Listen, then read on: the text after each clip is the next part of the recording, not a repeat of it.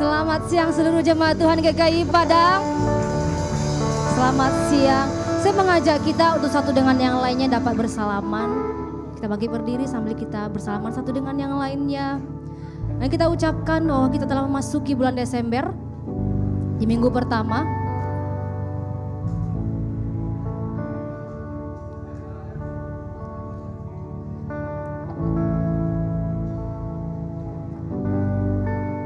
Sudah semua bersalaman? Haleluya. Bapak Ibu saudara terkasih, kita bersyukur pada minggu ini kita masuki bulan Desember.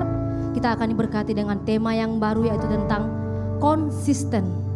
Orang percaya yang hidup dalam kebenaran firman Tuhan, dia pasti akan konsisten. Tetap setia, tetap memberi, tetap mengasihi dan tetap mengampuni, dan tetap melakukan apa yang baik yang Tuhan mau. Amin. Apakah siap Bapak Ibu Saudara diberkati firman Tuhan pada hari ini? Katakan ke sebelahmu, mari kita siap Bapak Ibu Saudara. Dan pada minggu ini kita akan memulai kegiatan Natal kita, yaitu pada tanggal hari Selasa, tanggal 7 Desember, yaitu Natal Kaum Bapa Kaum Ibu, dimulai jam 7 malam di tempat ini. Mari anak muda ingatkan orang tuanya agar mereka dapat hadir di tempat ini. Dan juga pada hari Jumat kita akan melaksanakan ibadah Natal Youth dimulai jam 6:30 malam. Mana yang anak muda di tempat ini? Katakan jangan lupa datang pada hari Jumat. Jam 6:30 malam di tempat ini. Nah, pada hari ini kita akan perjamuan kudus setiap tubuh dan darah Yesus yang telah Bapak Ibu Saudara terima. Mari kita benar-benar bersihkan hati kita, memberikan hati kita agar kita layak satu meja dengan Tuhan. Pada hari ini ayat renungan bagi kita dalam 1 Yohanes 3 ayat 18. Anak-anakku, marilah kita mengasihi bukan dengan perkataan atau dengan lidah, tetapi dengan perbuatan dan dalam kebenaran. Bersama-sama kita mengatakannya. Yohanes 3 ayat 18. Anak-anakku, marilah kita mengasihi bukan dengan perkataan atau dengan lidah, tetapi dengan perbuatan dan dalam kebenaran. Tuhan Yesus memberkati. Kita akan memuji, menyembah Tuhan pada saat ini. Kami bersyukur Tuhan, kami dapat memasuki bulan yang baru di bulan Desember. Kami datang berhimpun pada hari ini. Kami sangat bersuka cita. Kami dapat mengakhiri tahun ini dengan penuh konsisten dalam hidup kami. Kami tetap mengikut Engkau.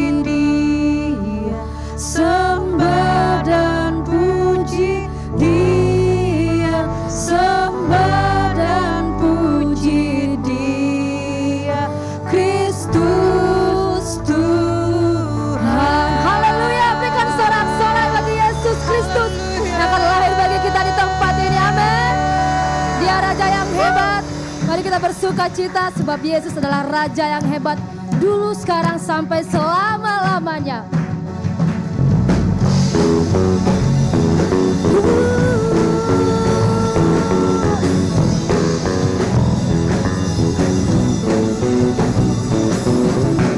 Angkatlah tinggi panjinya dan sorakanlah kemenangannya, kemenangannya.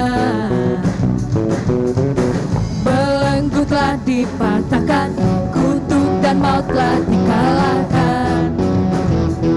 dikalahkan oleh darahnya, oleh darah-Mu yang bebaskan. Kaulah Raja yang hebat, kebangkitan-Mu di dalamku dan di dalamku. Tiada takut dan gentar, kemenanganku bersama-Mu dan bersama. Mari seluruh jemaat Tuhan katakan lebih lagi bagi Tuhan kita, sebab Dia Raja yang hebat.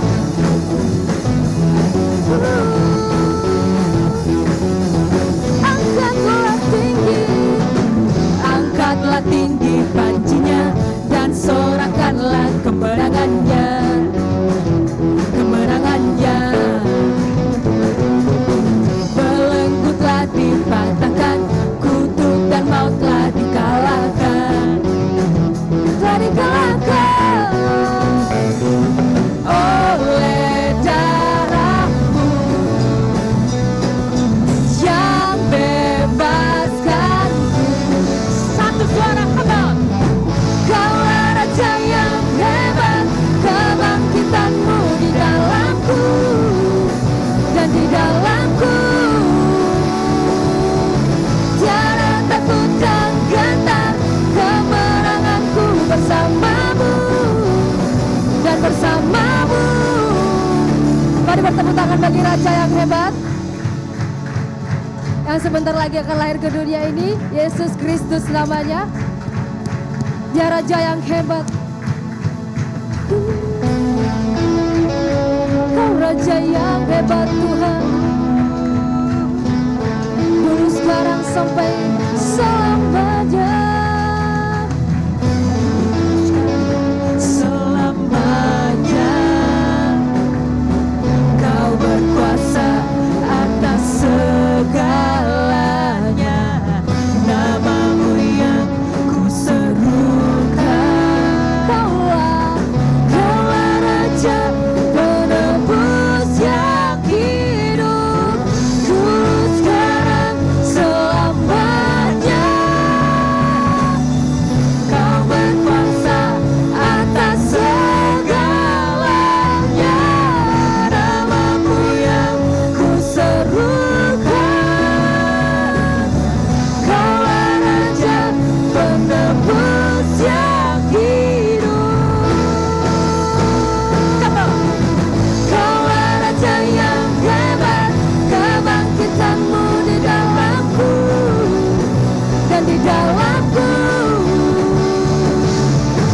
Tiada takut dan gentar, kemenanganku bersama-Mu. Lebih lagi angkat suara katakan, Kaulah Raja, Kaulah Raja yang hebat, kebangkitan-Mu di dalamku, di dalamku. tiada takut dan gentar, kemenanganku bersama-Mu dan bersama-Mu. Dulu sekarang selamanya.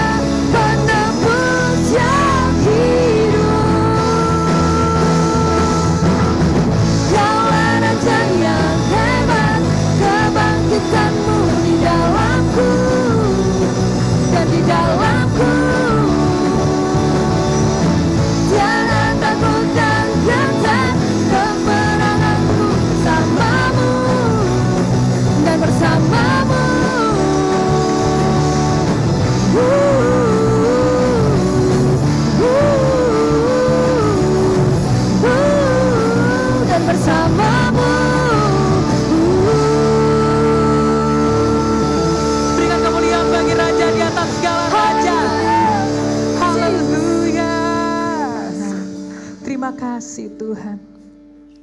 Benar sekali. Sebab Engkau adalah Allah yang hebat. Amin. Allah yang luar biasa. Terima kasih karena Engkau telah memilih kami. Kami percaya, kami berserah sepenuhnya kepadamu. Amin.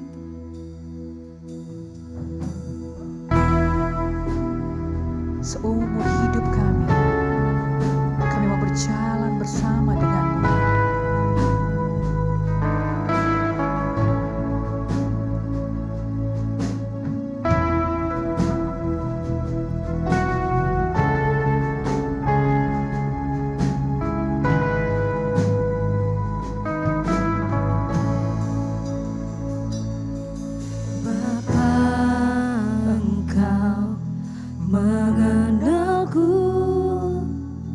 Lebih dari siapapun,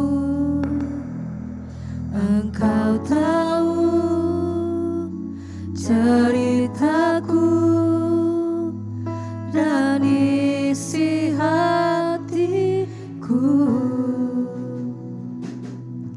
Tak peduli masa lalu, Engkau tetap memilihku. Ubahkanku, sempurnakan, jadi karya yang indah. Kini aku percaya tiada yang mustahil bagimu. Kuasamu, kuatkanku, dasarku berharap.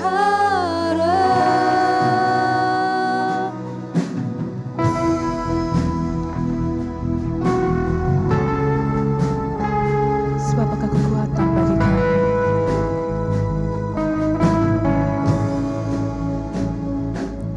Bapa, Engkau mengenalku lebih dari siapapun. Engkau tahu ceritaku dan isi hatiku. Tak peduli masa lalu, Engkau tetap memilihku. Ubahkanku, sempurnakan, jadi karya yang indah. Dan kami percaya, Kini aku percaya tiada yang mustahil bagimu. Kuasamu, kuatkanku, dasarku berharap. Kini aku berserah seumur hidup kami padamu. pada rancanganmu bagiku. Ku ikuti panggilanmu, ku kan setia sampai akhir hidupku.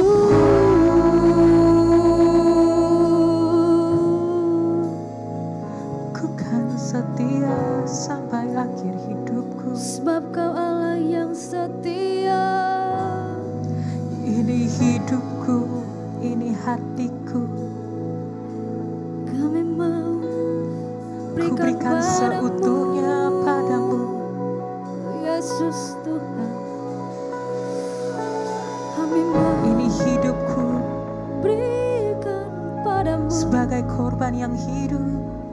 yang berkenan di hadapan-Mu. Ku kan setia seumur hidupku, seumur hidupku. Ku mau menyenangkan-Mu Tuhan. Ku mau hidup untuk-Mu Yesus Tuhan.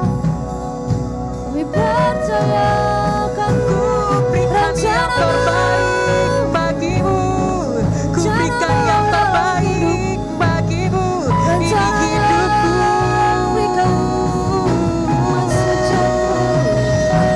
Kini aku percaya tiada yang mustahil bagimu. Kuasa-Mu kuatkanku, dasarku berharap. Kini aku berserah. Kini aku berserah pada rancangan-Mu bagiku. Ku ikuti panggilan-Mu. Mari teman-teman kita katakan, kini aku percaya. Akhir hidup ini aku percaya. Tiada ini komitmen kami kepadamu Tuhan. Selalu percaya, selalu berserah pada rancangan-Mu.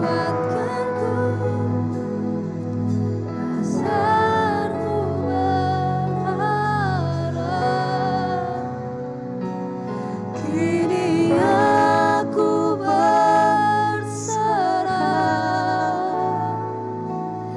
pada rancangan-Mu bagiku. Ku ikuti panggilan-Mu.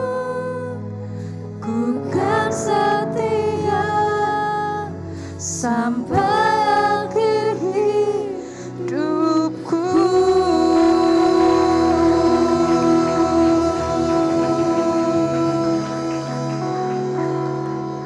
Haleluya, seluruh jemaat Tuhan, mari kita rendahkan hati kita mau mengucap syukur dan kita naikkan doa syafaat kita. Kita satukan hati. Bapa yang baik, terpujilah nama-Mu Tuhan. Kami sungguh bersyukur Bapa, di awal tahun ini kami dapat Tuhan Yesus, di awal Desember ini kami dapat Tuhan datang di hadapan-Mu Tuhan. Kami dapat Tuhan memuji, mengucap syukur buat semua lawatan, buat semua kebaikan sampai pada hari ini Tuhan Yesus. Bahkan kami sampai di ujung tahun Bapa, terima kasih buat penyertaan yang luar biasa. Terima kasih buat kuasa-Mu yang luar biasa. Bahkan minggu ini kami juga bersyukur buat kemenangan yang Tuhan sediakan bagi kami Bapa. Terima kasih Tuhan mencukupkan kebutuhan keluarga kami di akhir tahun ini Bapa. Terima kasih Engkau memberkati pekerjaan kami. Terima kasih Engkau memelihara kami dengan luar biasa. Terpujilah nama-Mu. Kami juga bersyukur kami Tuhan Yesus sebagai 40 dalam gereja ini Bapa, dapat membantu pelayanan menjelang Tuhan Natal ini Bapa. Terima kasih Tuhan, kami dapat menyatukan hati kami dapat bersuka cita bersama-sama dengan 40 kami untuk memberkati gereja kami di Natal ini Bapa. Kami juga bersyukur buat kami yang lulus dari ujian praktek sekolah. Terpujilah nama Tuhan, semua karena kebaikan-Mu yang kami dapatkan pada hari ini Bapa. Sungguh luar biasa kuasa-Mu, sungguh luar biasa kebaikan-Mu yang tak habis-habisnya dalam hidup kami. Dan pada saat ini Bapa, kami satukan hati kami berdoa kepada-Mu. Oh Bapa, kami berdoa bagi gereja-Mu Tuhan di Kota Padang ini menjelang Natal.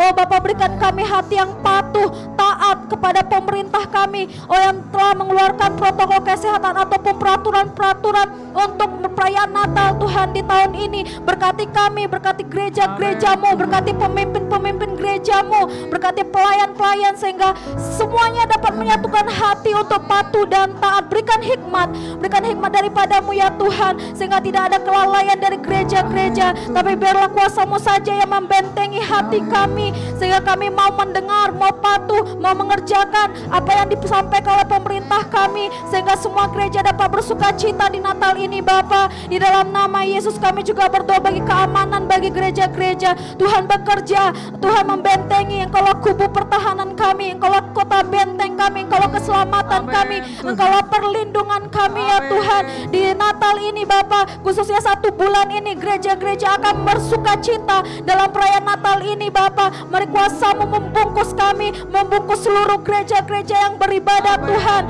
Di dalam nama Yesus tidak ada penyerangan, tidak ada Tuhan Yesus orang-orang yang melakukan kejahatan yang tidak bertanggung jawab Tuhan untuk menggagalkan ataupun merusak perayaan Natal bagi semua gereja di Kota Padang ini Bapa. Mari gagalkan Tuhan, mereka yang berkuasa bagi seluruh hati Bapa, sehingga tidak ada satupun orang-orang yang Tuhan Yesus merancangkan hal yang buruk bagi gereja-gereja. Berkati seluruh aparat keamanan yang akan menjaga, berikan hikmat bagi mereka sehingga mereka pun Tuhan Yesus tetap Tuhan Yesus dalam perlindungan, dan juga mereka sungguh-sungguh dalam menjaga gereja-gereja. Terima kasih Tuhan, kami serahkan seluruh gereja-gereja kepadamu Tuhan, yang menyucikan, malaikat Tuhan yang berkawal, memberikan keamanan, memberikan sukacita yang luar biasa bagi seluruh gereja-gereja di Natal ini. Dan di dalam nama Tuhan Yesus kami satukan hati kami, segala roh yang ketidakpatuh tinggalkan gereja-gereja dalam nama Tuhan Yesus. Tidak mau mendengar, tidak mau mengerjakan tanggung jawab bagi pemerintah ini, tinggalkan juga gereja-gereja di dalam nama Yesus. Segala yang melakukan kejahatan, penyerangan-penyerangan, pemboman tidak berkuasa, tinggalkan gereja-gereja di Natal ini di dalam nama Yesus, dalam nama Yesus. Terima kasih Tuhan, segala puji bagimu, kami bersyukur Bapa. Haleluya, amin. Kami katakan padamu Tuhan, Kini aku percaya tiada yang mustahil bagimu. Kuasa-Mu kuatkanku, dasarku berharap. Kini aku berserah pada rancangan-Mu bagiku. Ku ikuti panggilan-Mu, ku kan setia sampai. kini aku berserah pada panggilan-Mu Tuhan.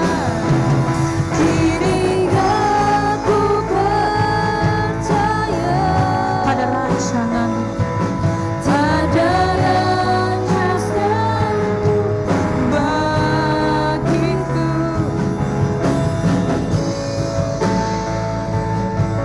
Panggilan-Mu, ku kan setia sampai akhir hidupku.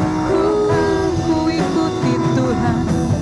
Ku ikuti panggilan-Mu, ku kan setia sampai akhir hidupku.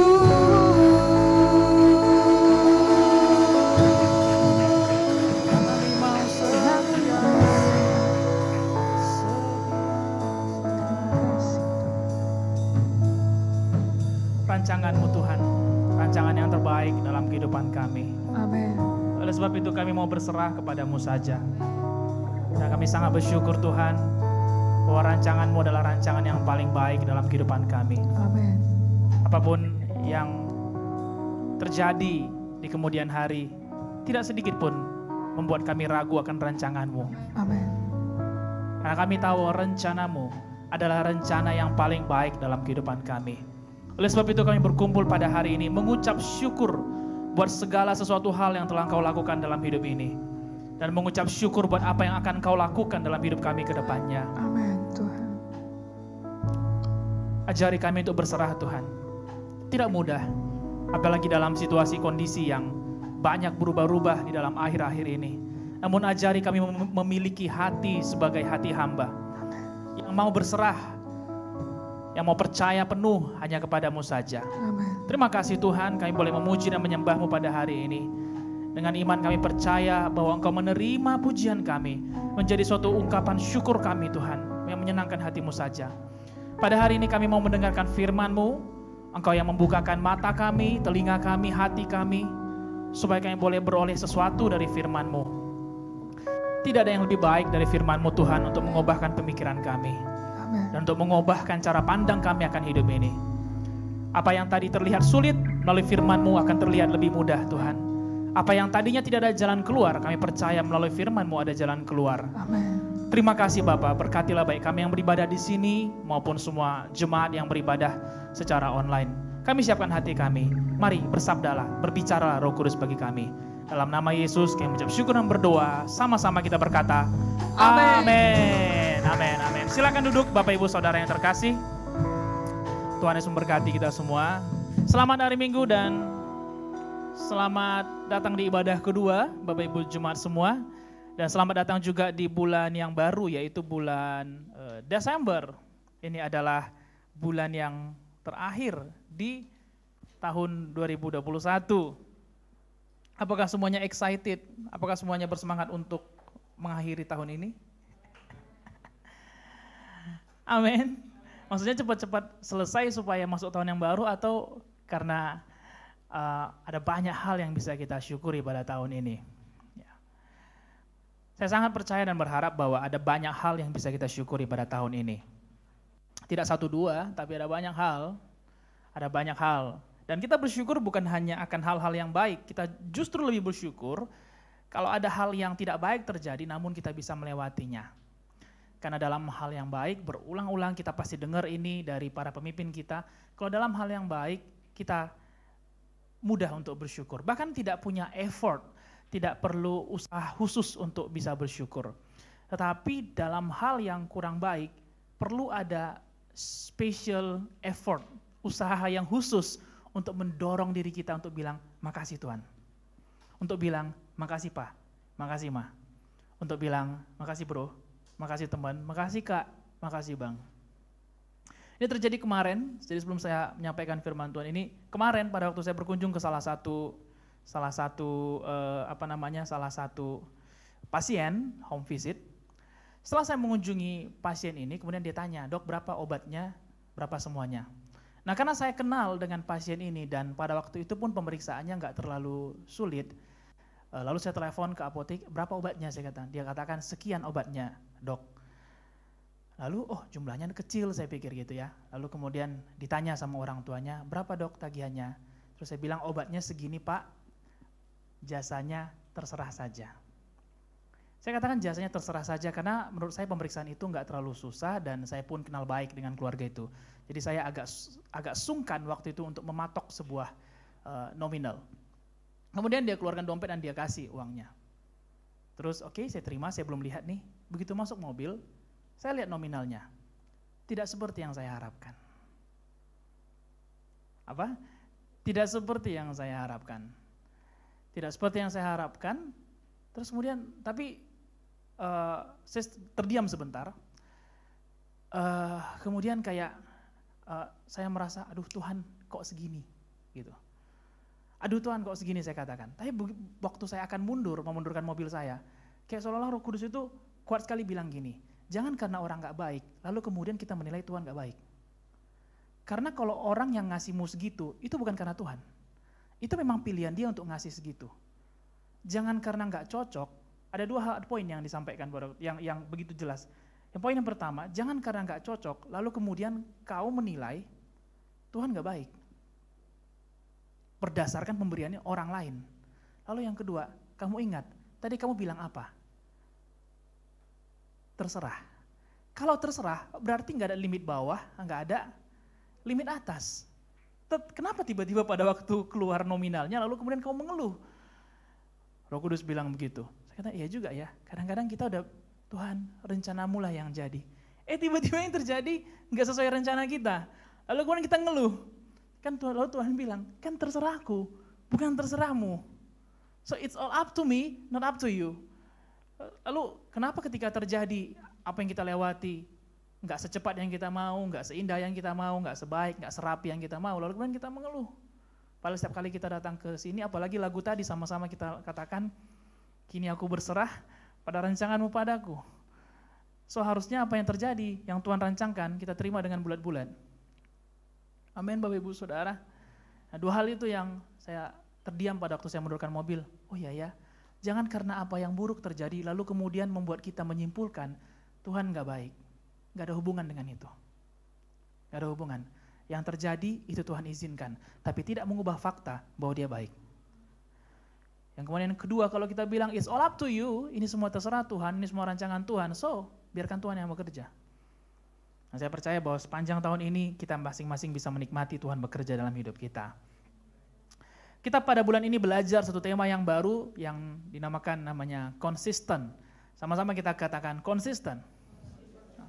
Dalam Kamus Besar Bahasa Indonesia, konsisten memiliki makna tetap ataupun tidak berubah-ubah.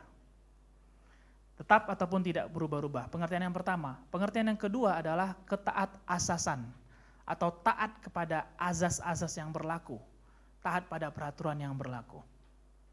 Nggak secara kebetulan setiap tema yang dipilih setiap bulannya, dan saya percaya juga pada bulan ini pun temanya pun nggak salah. Yaitu bagaimana kita membahas mengenai konsisten.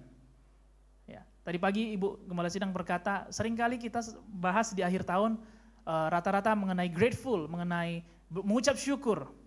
Tapi pada tahun ini akhir tahun ini kita belajar mengenai konsisten, tetap ataupun tidak berubah.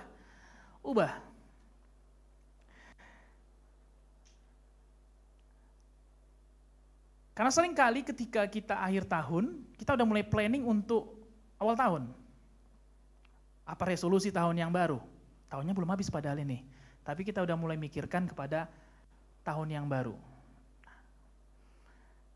Sebelum kita menutup tahun dan mengawali tahun yang baru, ada baiknya kita nge-review dulu, apa sih yang sudah Tuhan kerjakan, dan apa sih yang sudah kita kerjakan sama-sama Tuhan pada tahun ini. Dan apa yang baik, itu harus secara konsisten dibawa ke depan. Dan apa yang buruk, kita pun perlu konsisten untuk meninggalkannya di tahun ini. Dan konsisten berbicara mengenai kesesuaian ucapan dengan tindakan. Konsisten gak hanya bicara mengenai ucapan, tetapi konsisten juga berbicara mengenai ucapan dan tindakan. Kalau kita bilang, mari kita berjumpa jam 7 malam, tapi dia datang setengah 8 malam, itu namanya tidak konsisten. Nah, kalau kita katakan misalnya nanti kita jumpa 3 orang, tiba-tiba teman kita bawa 5 orang, itu namanya tidak konsisten karena berubah dari kesepakatan. Allah yang kita sembah adalah Allah yang memegang janjinya. Itu sebabnya dia memperkenalkan dirinya sebagai Allah Abraham, Allah Ishak, Allah Yakub. Itulah Allah yang kita sembah. Dia tidak berubah. Ketika zaman Abraham dia begini, zaman Ishak dia begini, zaman Yakub dia begini. Allah yang kita sembah adalah Allah yang konsisten. Amin. Nah, apa yang konsisten sekarang? Itu pertanyaannya, bagaimana konsisten? Musim ini berubah. 2018 nggak ada pandemi. 2019 awal pandemi. 2020, 2021 ya pandemi. Bagaimana saya konsisten? Apanya yang konsisten dari Tuhan? Zamannya berubah, lihat. Zamannya berbeda ya enggak sih? Dulu kita bisa duduk dempet-dempetan, bebas tanpa masker atau yang lain. Sekarang ada aturan-aturan, ada azas-azas yang mengikat. So apanya yang konsisten? Apanya yang tidak berubah? Bukankah kadang kita bertanya seperti itu Bapak Ibu Saudara? Sehingga kadang kita menganggap, oh karena zamannya berubah, Allah kita pun berubah. Kebaikannya berubah, kesetiaannya berubah, kasihnya berubah. Padahal sebenarnya yang berubah cuma zamannya. Katakan sebelah kita, yang berubah hanya zamannya. Hari ini kita akan cari tahu apa sih yang sebenarnya berubah. Mari kita lihat dari Kejadian 40 ayat 8 sampai 14.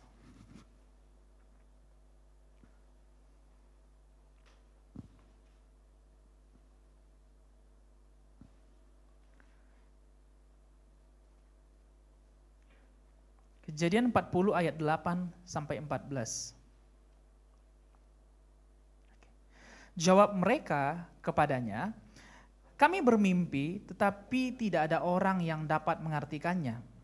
Lalu kata Yusuf kepada mereka, bukankah Allah yang menerangkan arti mimpi? Ceritakanlah kiranya mimpimu itu kepadaku. Kemudian juru minuman itu menceritakan mimpinya kepada Yusuf, katanya, dalam mimpiku itu tampak ada pohon anggur di depanku. Pohon anggur itu ada 3 carangnya dan baru saja pohon itu bertunas. Bunganya sudah keluar dan tanda-tandanya penuh buah anggur yang ranum. Dan di tanganku ada piala Firaun. Buah anggur itu kuambil lalu kuperas ke dalam piala Firaun. Kemudian kusampaikan piala itu ke tangan Firaun. Kata Yusuf kepadanya, beginilah arti mimpi itu.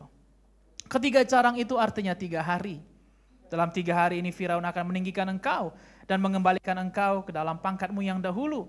Engkau akan menyampaikan piala ke tangan Firaun seperti dahulu kala ketika engkau menjadi juru minumannya. Tetapi ingatlah kepadaku apabila keadaanmu telah baik nanti. Tunjukkanlah terima kasihmu kepadaku dengan menceritakan hal ihwalku kepada Firaun. Dan tolonglah keluarkan aku dari rumah ini atau dari penjara ini. Ini pembicaraan ketika Yusuf masuk penjara.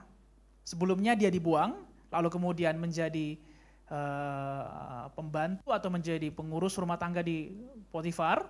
Dan kemudian karena pekerjaannya baik, Tuhan menyertai, dia diangkat menjadi kepala. Dia dipercayakan segalanya di rumah Potifar. Namun dia kemudian mengalami fitnah dari istri Potifar yang memfitnah Yusuf dengan anggapan bahwa Yusuf akan memperkosa dia. Dan akhirnya Yusuf dimasukkan ke dalam penjara. Di dalam masa tahanan itu, Bapak Ibu Saudara, Yusuf menemui 2 orang, juru minuman dan juru roti. Suatu ketika mereka punya mimpi. Seperti yang kita baca ayat 8 sampai 14, ini adalah mimpi yang pertama, yaitu mimpi dari juru minuman. Dalam hal ini Yusuf membantu menerjemahkan, karena juru minuman ini begitu terganggu dengan apa sih arti mimpi ini, apa arti 3 carang ini, apa artinya ini. Lalu Yusuf menawarkan, ayo cerita sama aku. Mungkin aku bisa bantu. Lalu dia ceritakan mimpi itu. Dan Yusuf yang memiliki karunia dari Tuhan, dari awal Tuhan menampakkan dirinya kepada Yusuf melalui mimpi. Kalau Bapak Ibu Saudara membaca cerita mengenai Yusuf, pertama kali Allah menampakkan diri kepada Yusuf bukan menunjukkan dirinya, tapi melalui mimpi. Dan mimpinya bukan mimpi tentang seorang yang berkuda putih, berbaju putih, atau seperti yang dilihat Paulus dalam sebuah penglihatan, tidak. Tetapi Allah memperkenalkan dirinya pertama kali kepada mimpi akan suatu tujuan. Matahari, bulan, dan 11 bintang. Kalau saudara ingat. Lalu mimpi yang berikutnya adalah jelai-jelai jerami dari saudara-saudara dan ayahnya menyembah dia. Penglihatan Yusuf tentang Tuhan bukan tentang pribadinya terlebih dahulu, tetapi tentang purpose-nya, tentang tujuan hidupnya, tentang panggilannya. Dan kemudian ketika seorang juru minuman menceritakan mimpinya, Yusuf menerjemahkannya. Apakah terjemahannya terjadi? Terjadi. Beberapa hari kemudian juru minuman keluar dan kemudian dibalikkan kembali ke pangkatnya semula, yaitu menjadi juru minuman raja. Dan kalau kita perhatikan ayat 14, setelah Yusuf menerjemahkan, dia bilang, kalau kamu nanti sudah keluar, ingat aku. Kalau nanti kamu sudah kembali ke pangkatmu, jangan lupa tunjukkan terima kasihmu kepadaku. Ceritakan kepada Firaun bahwa aku ini difitnah. Ceritakan bahwa aku ini gak pantas di dalam penjara. Ceritakan bahwa aku ini Nggak salah apa-apa. I did nothing wrong. Saya nggak lakuin apa-apa yang salah sebelumnya. Tolong ceritakan.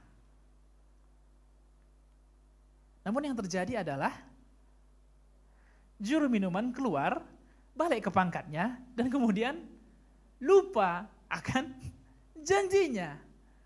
Lupa akan bahwa yang menerjemahkan mimpinya itu adalah Yusuf. Dia lupa.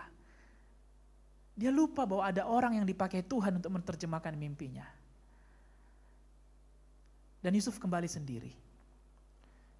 Banyak musim dalam hidup Yusuf dilalui dalam kesendirian. Ini yang mau kita belajar sama-sama pada hari ini, about kesendirian. Tapi judulnya bukan kesendirian ya Bapak Ibu Saudara. Tetapi hampir seluruh kehidupan Yusuf dihabiskannya dalam kesendirian.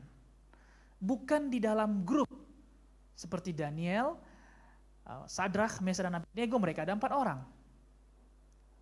Abraham, ada Sarah, dan kemudian Tuhan berikan Ishak, Tuhan berikan juga ada hamba-hambanya. Tetapi Yusuf sering seorang diri.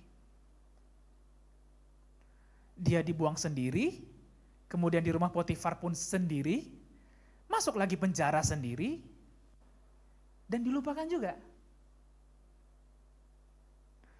Ayat 28 sampai 32.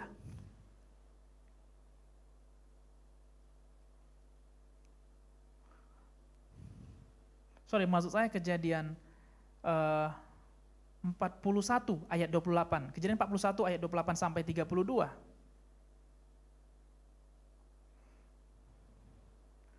Lalu kemudian Firaun yang lagi bermimpi. Dikatakan, inilah maksud perkataanku ketika aku berkata kepada tuanku Firaun, Allah telah memperlihatkan kepada tuanku Firaun apa yang hendak dilakukannya. Ketahuilah tuanku, akan datang 7 tahun kelimpahan di seluruh tanah Mesir, kemudian akan timbul 7 tahun kelaparan, maka akan dilupakan segala kelimpahan itu di tanah Mesir karena kelaparan itu mengurus keringkan negeri ini. Sesudah itu akan tidak kelihatan lagi bekas-bekas kelimpahan di negeri ini karena kelaparan itu, sebab sangat hebatnya kelaparan itu. Sampai 2 kali mimpi itu diulang bagi tuanku Firaun, berarti hal itu telah ditetapkan oleh Allah dan Allah akan segera melakukannya. Lalu ayat 33, Yusuf menyampaikan sebuah saran.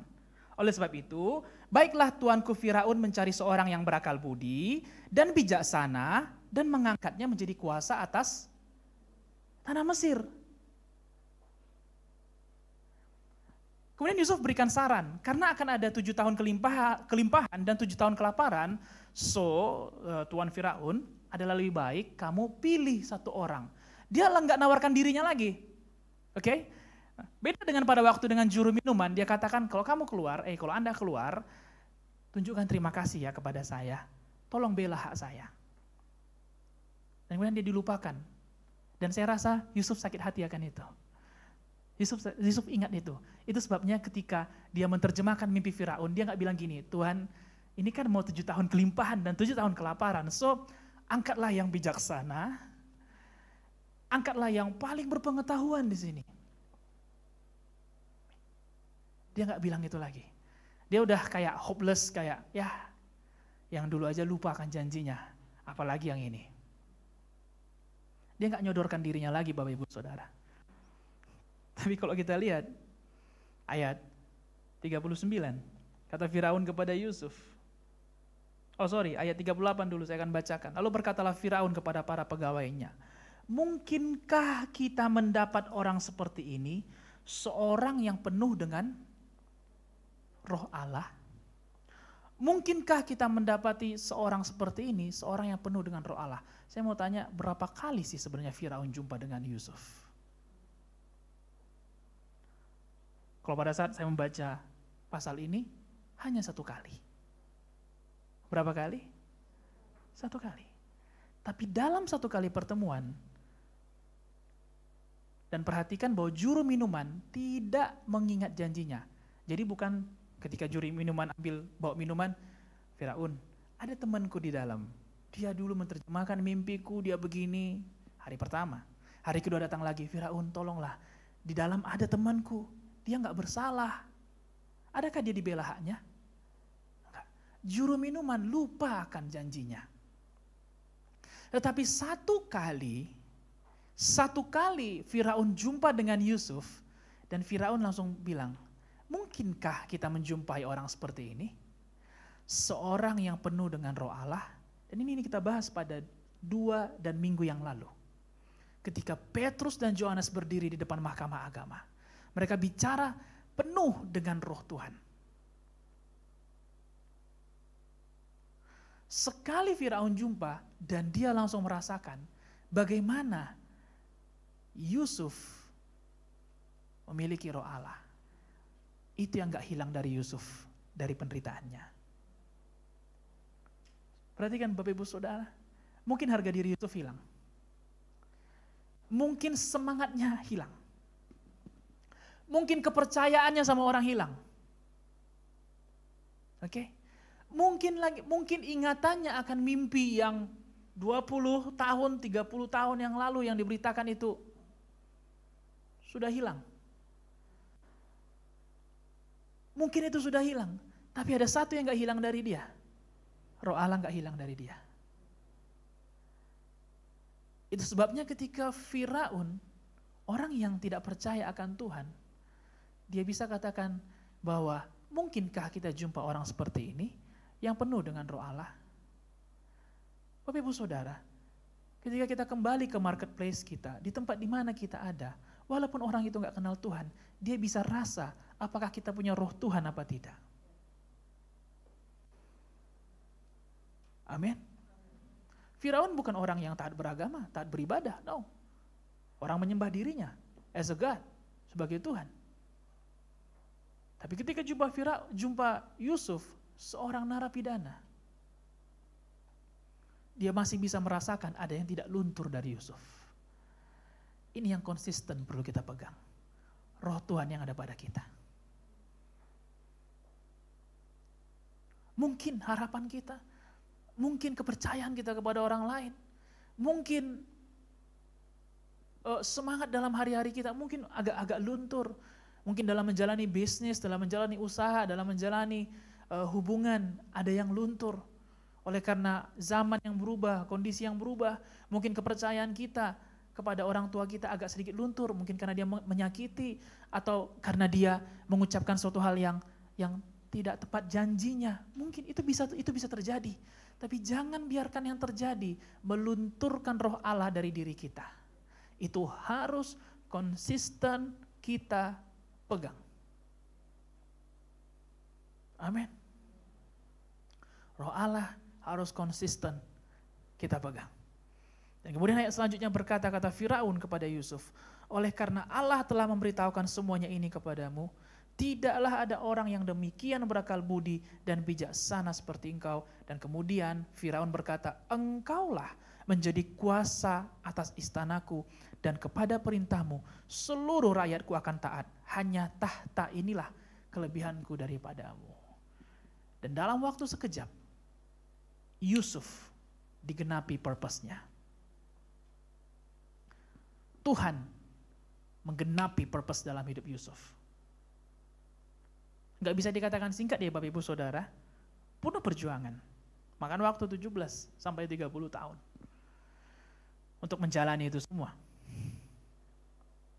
Namun akhirnya Tuhan mengubahkan kondisi Yusuf dari yang orang buangan, narapidana, dan kemudian menjadi seorang penguasa.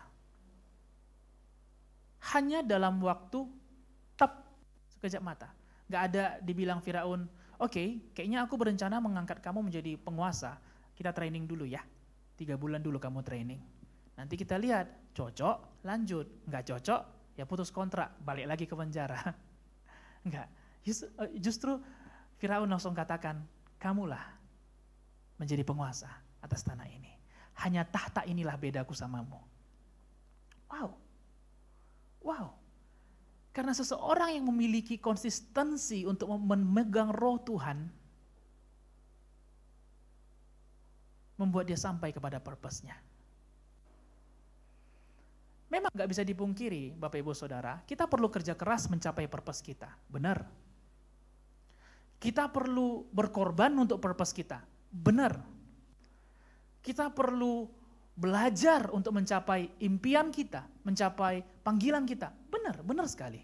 Itu nggak salah. Namun hari ini kita belajar yang paling utama, kita perlu konsisten memegang roh Tuhan dalam diri kita. Karena dengan adanya roh Tuhan dalam diri kita, walaupun zamannya berubah, tapi karena roh Tuhan ada dalam diri kita, nilai kita tidak berubah. Nilai kita tidak berubah. Gak mungkin Firaun mengangkat orang yang tidak bernilai menjadi penguasa. Benar gak sih? Pada waktu itu Mesir adalah negara yang berkuasa. Masa akan dia mengangkat? Apakah Firaun buta bahwa itu mantan narapidana? Dia nggak buta, dia nggak dapat melihat. Mungkin pun Potifar salah satu pembesar juga di tanah Mesir. Mungkin Potifar juga bilang, ada satu kemarin ini Firaun, ada satu dulu pernah kerja, lalu kemudian dia mengkhianati saya, dia memperkosa istri saya. Mungkin Potifar cerita. Apakah Firaun lupa? Saya rasa dia nggak lupa. Dan saya rasa dia nggak buta juga untuk melihat bahwa Yusuf adalah mantan narapidana. Tetapi apapun status yang diselipkan orang kepada Yusuf tidak mengubah nilai dia, bahwa dia orang yang memiliki roh Tuhan. Dan itu yang perlu kita miliki. Semua Bapak Ibu Saudara, Jemaat GKI Padang. Status kita boleh dicap orang. It's okay sih. Karena memang dunia ini ya penuh dengan status. Status sebagai apa, pekerja apa, belajar di mana, sekolah di mana, kuliah apa, S1 kah, S2, S3, ya. Itulah dunia yang kita hidupin. Namun jangan status yang disematkan orang kepada kita mengubah nilai kita.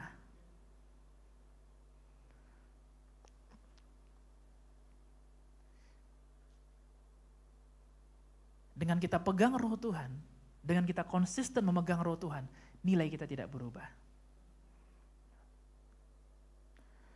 Dan kita lihat bagaimana Yusuf dari sebuah imajinasi, dari sebuah mimpi yang Tuhan berikan kepada dia pada waktu dia masih muda, dan kemudian dia sampai ke purpose-nya.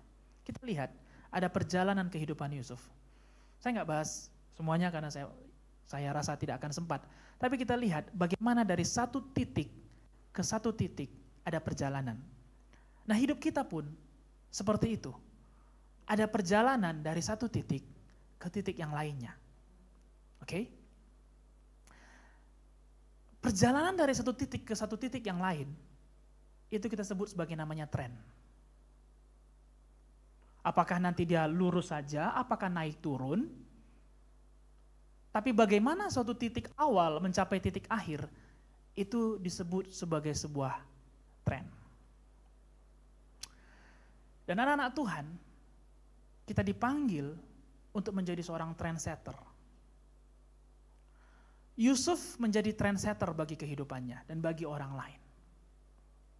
Dari satu kehidupan titik ke titik yang lainnya,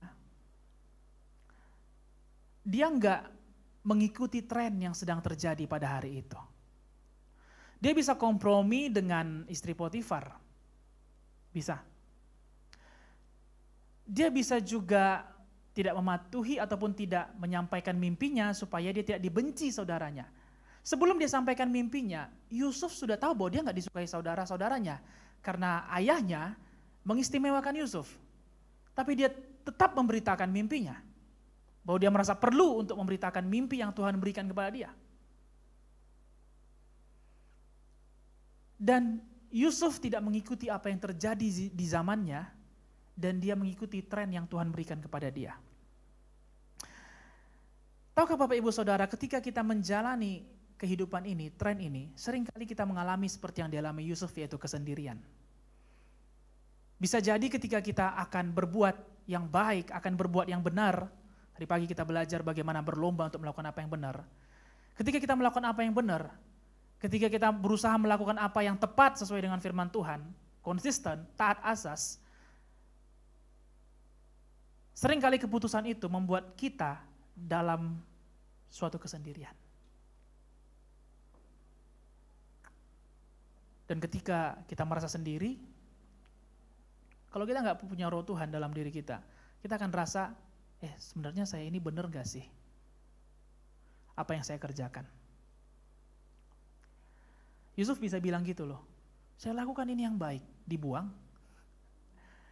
Saya kerjakan rumah Potifar, saya rawat rumahnya baik-baik, diberkati rumahnya, masukkan penjara. Dia bisa bilang, kayaknya saya melakukan apa yang salah nih. Ya enggak sih Bapak Ibu Saudara? Dia bisa mulai ragu akan apa yang sedang Tuhan kerjakan di dalam kehidupannya. Jadi pertanyaan pada saya ketika saya menyusun sermon, menyusun khotbah ini, kenapa dalam kesendirian Yusuf masih tetap melakukan secara konsisten apa yang Tuhan mau dalam hidupnya? So itu big question loh. Karena nggak ada orang yang mau sendiri. Ya nggak sih? Nggak ada orang yang mau sendiri. Ketika lingkungan kita mencontek, lalu kemudian kita nggak nyontek nih. Lalu kemudian orang mulai menyindir kita, sok begini, sok begitu. Dan kemudian satu kali mungkin nggak mempan. Tapi bagaimana kalau 5-6 kali dan kemudian kita merasa sendiri. Orang-orang mulai kayak nggak mau dekat dengan kita karena seolah-olah kita sok suci, seolah-olah kita sok benar. Lalu kemudian kita berada dalam fase kesendirian itu. Bagaimana kita bertahan di sana? Karena kalau rame-rame mudah untuk konsisten, tapi kalau sendiri itu ujiannya. Tapi tahukah Bapak Ibu Saudara bahwa Alkitab sering sekali berbicara bukan rame-rame, tetapi mengenai iman seorang diri. Kita bisa lihat bagaimana Nuh dan keluarganya. Dia membangun bahtera seorang diri hanya dengan anak-anaknya. Orang semuanya menganggap dia gila. Hey Nuh, you are crazy, you are out of sane. Tapi dia tetap melakukan. Kapal yang dia bangun gak kecil, kapal yang dia bangun gede. Sehingga dia gak bisa sembunyikan. Dan paling gilanya dia bangun kapal di darat. Ya which is pada waktu itu mungkin belum ada kapal tunda atau mungkin kayak crane yang bisa mengangkat kapal itu. Tapi dia tetap bangun. Gideon dengan pasukannya, dia pertama bawa pasukan berpuluh ribu. Tuhan katakan terlalu banyak, saya mau lebih sedikit. Sehingga akhirnya tinggal 300. Alkitab juga pernah bicara mengenai 5 roti dan 2 ikan untuk memberi makan 5.000 orang laki-laki. Alkitab juga bicara mengenai kisah Daud. Ketika Daud datang mengantarkan makanannya kepada abang-abangnya, abang-abangnya bilang, kamu ngapain di sini? Ya enggak, aku mau disuruh ngantar makanan saja. Lalu kemudian dia lihat ada Goliat di depan, dan dia lihat semua orang Israel mundur ketakutan. Seperti anjing yang dipukul tuannya. Lalu kemudian dia datang kepada Saul menawarkan dirinya. Kalau kalian gak ada yang berani maju, aku mau maju. Apakah dia maju rame-rame? Tidak, dia maju seorang diri. Sampai akhirnya ketika Goliat tumbang, baru kemudian orang Israel bersorak-sorak, lalu kemudian orang Israel kayaknya suka keroyokan deh kayaknya. Daud datang dengan seorang diri. Joshua dan keluarganya dia katakan, pilihlah pada hari ini kepada siapa kamu beribadah. Tapi kalaupun kamu gak beribadah kepada Tuhan, ketahuilah pada hari ini bahwa aku dan seisi keluargaku, kami akan beribadah kepada Tuhan.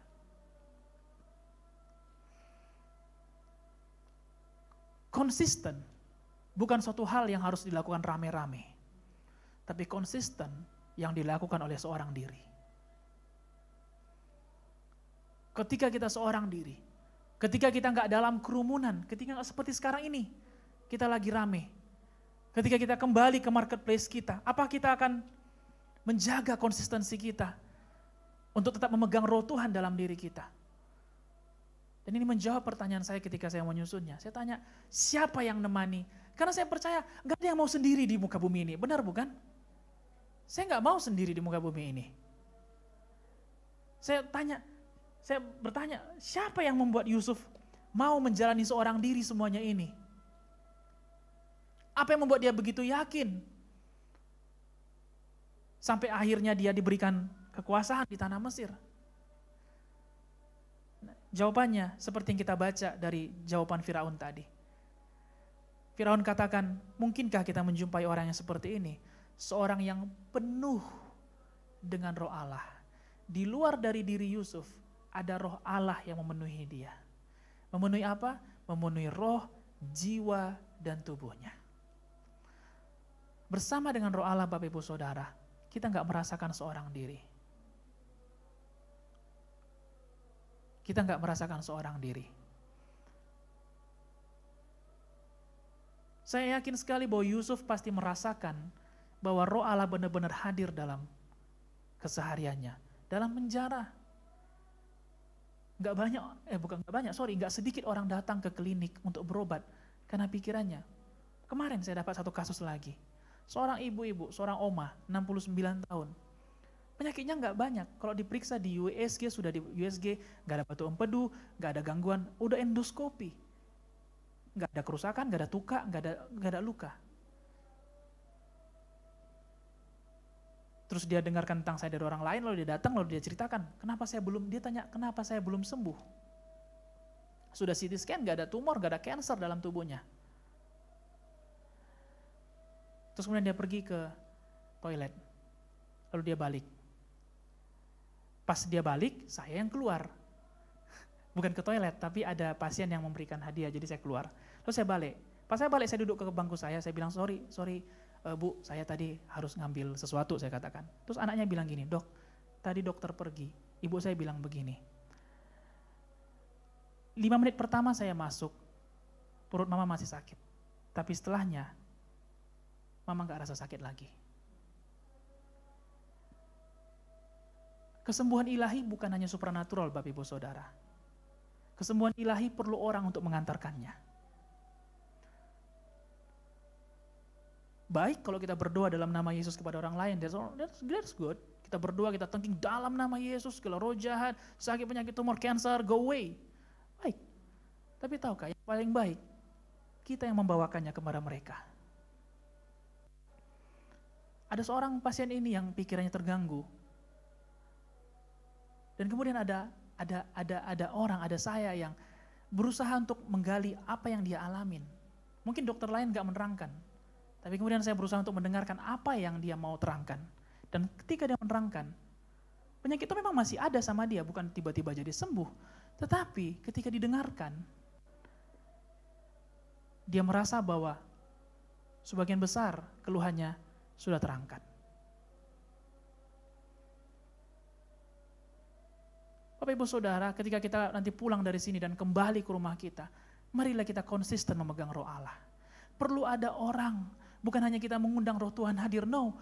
Kitalah yang menjadi messenger daripada roh Tuhan itu. Kita yang menjadi pembawa, kita menjadi kurir daripada roh Tuhan itu. Bukan Tuhan hadirlah di sini, roh Tuhan hadirlah di sini, no.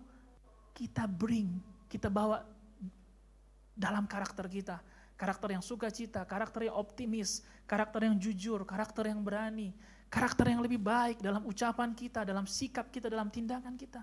Jadi walaupun zamannya berubah, tapi karakter kita tidak berubah. Karakter Kristus di dalam diri kita. Amin, Bapak Ibu Saudara. Marilah kita berani untuk melangkah. Saat kita melangkah menjalani ide atau mimpi yang Tuhan berikan, kita gak akan pernah jalan seorang diri.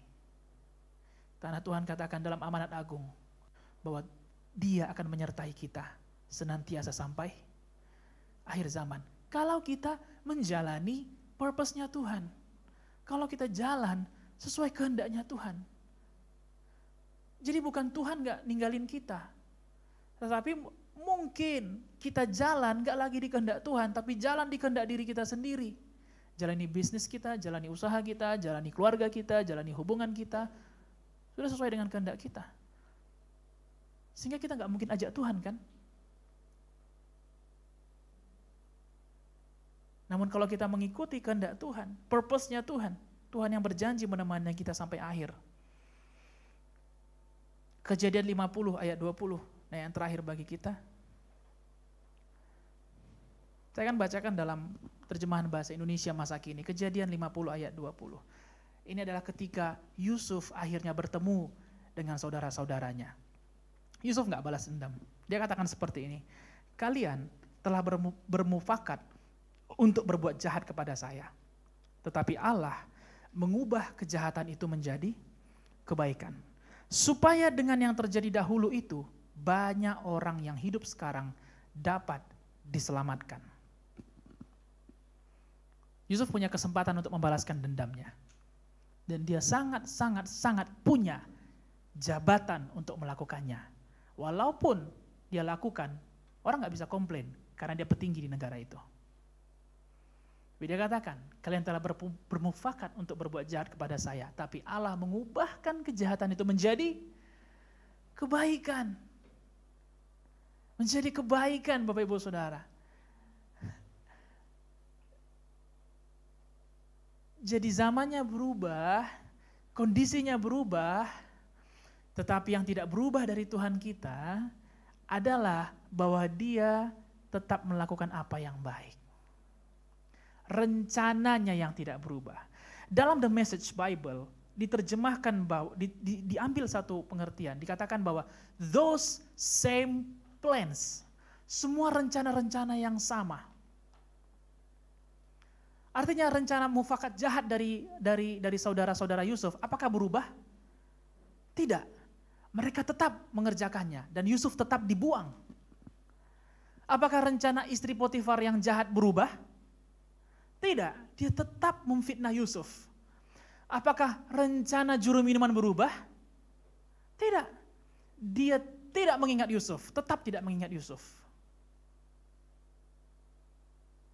Kondisi Yusuf berubah-ubah, naik, turun, naik, turun. Namun bersama dengan Tuhan, mari kita ingat sama-sama bahwa bersama dengan Tuhan kejadiannya tidak berubah. Tetapi tujuan akhir dari kejadian itu yang berubah. Setiap tujuan yang jahat, Tuhan jadikan kebaikan. Jadi orang bisa mereka-rekakan apa yang jahat. Musim ini bisa merekakan apa yang jahat, dan I don't know apa yang akan terjadi 2022. Apakah ada hal-hal buruk lagi yang akan terjadi? Kita enggak minta supaya Tuhan mengubahnya. Tapi sama seperti doa Yesus di Taman Getsemani. Biarlah kehendak-Mu Bapa yang jadi, bukan kehendak-Ku. Dan untuk menjalani itu kita perlu konsisten. Sehingga ketika situasinya kadang baik, kadang buruk, namun karena kita konsisten memegang Roh Allah yang akan menemani kita, mengajari kita bahwa semua tujuan itu Tuhan ubah menjadi kebaikan. Mari kita melangkah bersama dengan Tuhan dan kita buat tren hidup kita menjadi tren yang penuh dengan harapan. Tuhan Yesus memberkati. Mari kita bangkit berdiri dan kita mempersiapkan anggur dan roti sebagai bentuk tubuh dan darah Yesus perjamuan kita pada siang hari ini.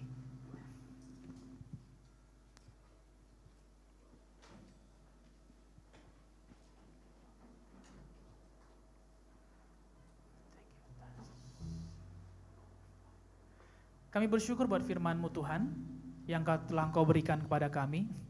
Dan kami sangat percaya bahwa firman-Mu sudah mengajari sesuatu kepada kami pribadi lepas pribadi. Bahwa Engkau mengerjakan apa yang baik dalam hidup kami dan tidak ada satupun rancangan jahat yang Engkau biarkan terjadi.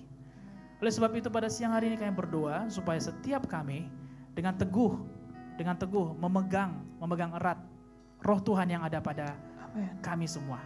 Kami tidak mau lepas dari Roh-Mu Tuhan. Sehingga kemanapun kami ada, kamilah yang bawa Roh Tuhan itu. Kemanapun, bukan hanya di dalam gereja, tetapi ketika kami dalam rumah kami, di marketplace kami, di sekolah kami secara konsisten memegang Roh Tuhan di dalam diri kami. Terima kasih Bapa, kami akan masuk dalam perjamuan kudus.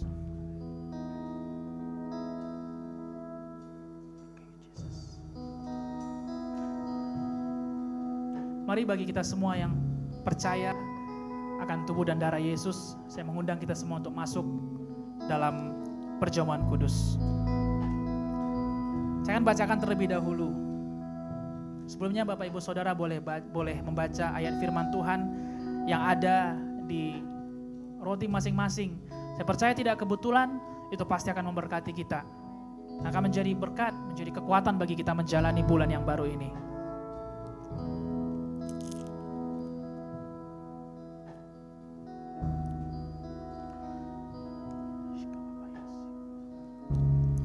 Saya mengundang kita untuk mengangkat roti di tangan kanan kita. Kita menghormati Tuhan, menghormati pengorbanannya. Saya akan bacakan dalam 1 Korintus 11 ayat 23. Sebab apa yang telah aku teruskan kepadamu telah aku terima dari Tuhan, yaitu bahwa Tuhan Yesus pada malam waktu ia diserahkan mengambil roti, dan sesudah itu ia mengucap syukur atasnya. Ia memecah-mecahkannya dan berkata, inilah tubuhku yang diserahkan bagi kamu, perbuatlah ini menjadi peringatan akan aku. Roti yang ada di tangan kanan kita adalah lambang dari tubuh Yesus, tubuh yang telah tersiksa, yang telah diserahkan untuk menebus dosa, pelanggaran, dan segala kutuk daripada dosa itu. Mari dengan penuh ucapan syukur, pecahkanlah dan terimalah di dalam nama Yesus.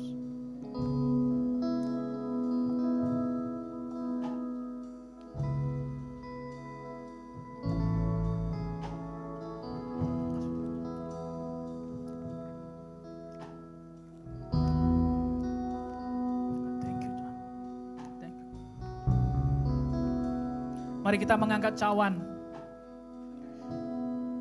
Saya akan melanjutkan membacakan firman Tuhan dari ayat 25. Demikian juga ia mengambil cawan sesudah makan lalu berkata, cawan ini adalah perjanjian baru yang dimeteraikan oleh darahku. Perbuatlah ini setiap kali kamu meminumnya, menjadi peringatan akan aku. Sebab setiap kali kamu makan roti ini dan minum cawan ini, kamu memberitakan kematian Tuhan sampai ia datang. Kita semua adalah saksi Kristus. Walaupun secara tidak langsung kita mendengar akan kematiannya, tapi kita adalah saksi langsung yang mengalami pribadinya dalam kehidupan kita. Mari kita semua yang percaya, terimalah anggur sebagai bentuk darah Yesus. Terimalah dengan penuh ucapan syukur. Dan mari kita meminumnya.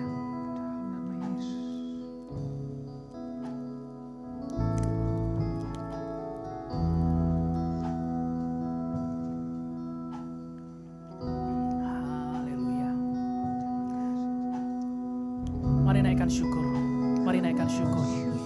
Kau baik Tuhan, sangat baik dalam kehidupan kami. Kau sungguh berkasih, terima kasih, terima kasih. Syukur buat kebaikanmu di dalam syukur buat kasihmu. Terima kasih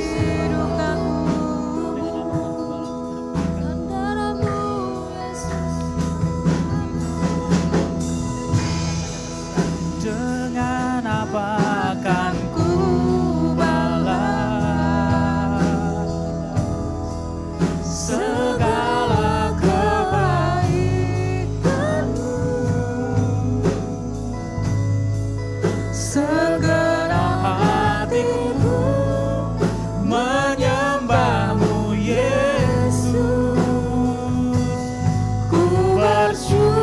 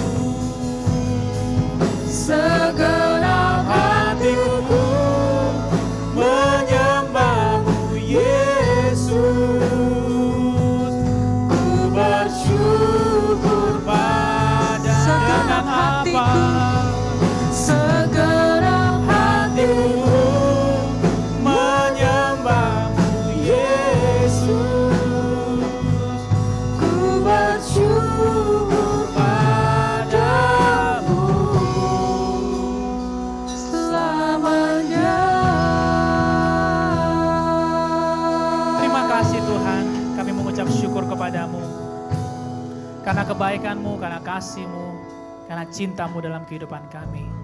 Kami adalah orang-orang yang hidup di bawah kasih dan kebaikan-Mu. Dan kami adalah bukti nyata kasih-Mu ajaib, kasih-Mu sempurna dalam kehidupan kami. Terima kasih Bapa, terima kasih kami boleh beribadah pada hari ini.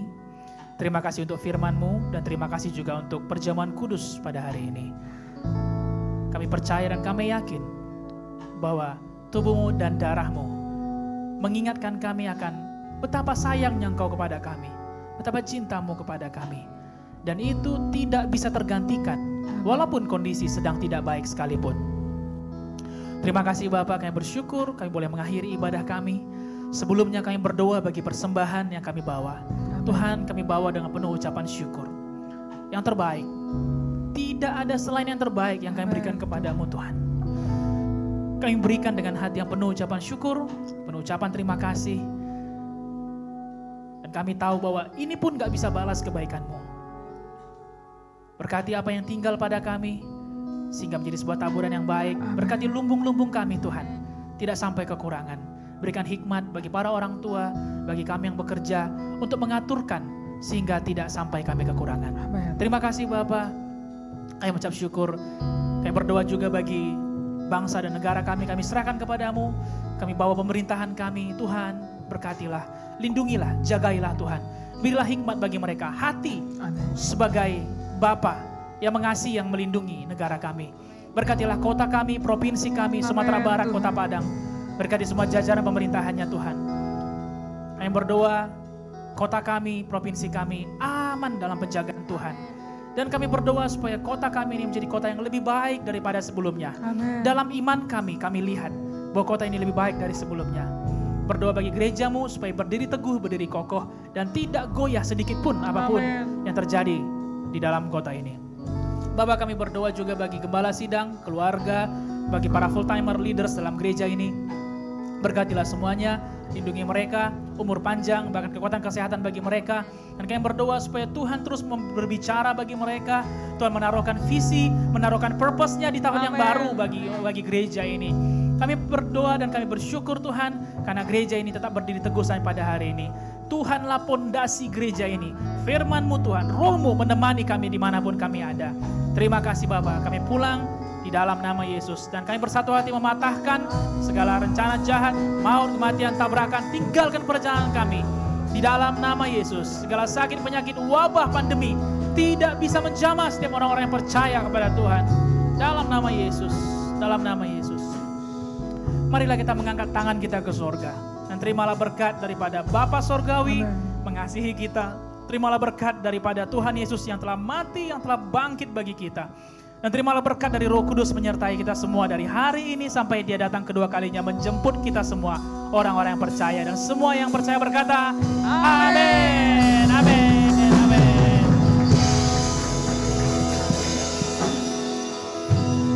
Selamat hari Minggu semuanya, Bapak Ibu Saudara. Tuhan Yesus memberkati.